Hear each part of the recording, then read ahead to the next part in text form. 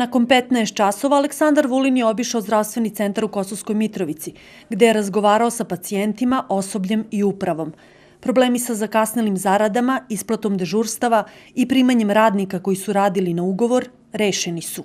Mi ovo smatramo prioritetnom institucijom za život na Kosovo i Metohiji, ne samo na severu Kosova i Metohije, već na čitavoj Kosovo i Metohiji, budući da značajan broj naših ljudi gravitira zdravstvenom centru u Kosovskoj Mitrovici.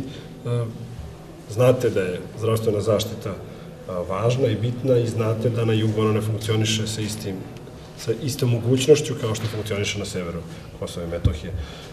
Ja sam danas ovde prvenstveno da čujem koji su još problemi, da vidimo šta još možemo da rešimo.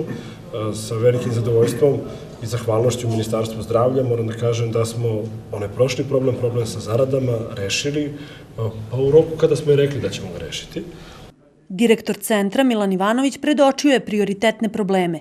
Završetak druge faze rekonstrukcije hirurškog bloka. To su već malo krupni projekti, takođe rekonstrukcija internističkog bloka, dalje ministarstvo ili kancelarija, ja očekujem da će biti rešen problem sa stvaranjem uslova za smeštaj, puštanje u rad skenera, dalje imamo mnogo onkoloških bolesnika, mnogo karcinoma, a imamo jedan neadekvatan prostor u okviru internističkog bloka.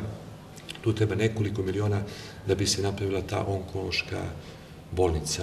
Očekujem da ćemo i to, i siguran sam, nismo još razgovarali, ali znajući za opredeljenje i znajući za visinu tih sredstava da će i to biti završeno, kandidovat ćemo i nešto od opreme, jedan operacioni sto, upravo sad smo bili u operacionom bloku, jedan ginekološki sto, ultrazvuk, sanitetsko vozilo i verujte da moj optimizam nije uopšte bez osnova s obzirom na dosadašnje razgovore. Vulin je naglasio da otpuštanja neće biti, a da će Dom zdravlja u Kosovskoj Mitrovici takođe dobiti neophodnu pomoć.